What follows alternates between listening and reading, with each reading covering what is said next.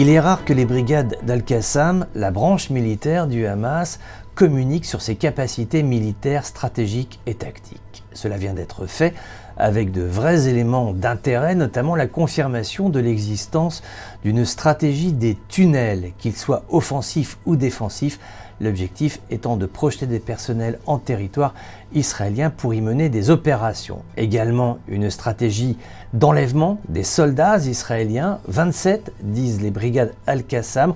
On se souvient de l'affaire Shalit, c'était en 2006.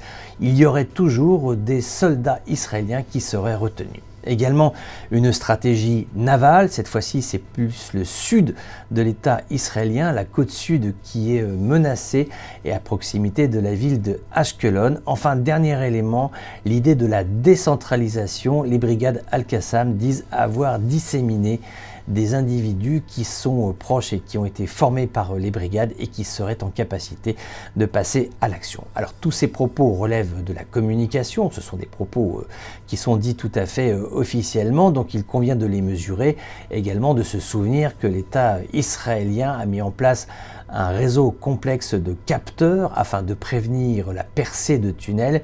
Également une frontière maritime, un dispositif a été mis en place pour prévenir toute attaque navale du Hamas. Mais ce qui est intéressant, c'est que ces brigades Al-Aqsa du Hamas se présentent comme une véritable armée en capacité d'agir sur la terre, sur la mer, et ils ne parlent pas ou peu de leurs drones, ils ont quelques capacités aériennes, si ce n'est par des attaques de roquettes. Maintenant, cela pose une question, c'est celle d'un mouvement Hamas qui se dote, qui possède des brigades, qui sont finalement une véritable armée à part entière. C'est là un message singulier à relire dans cette perspective de la grande réconciliation palestinienne à laquelle tout le monde attend. Quel est le jeu que joue le Hamas? Quel est le rôle réel qui est donné à ces brigades Al-Aqsa? Est-ce que c'est l'unité ou est-ce que c'est la division de la grande famille palestinienne?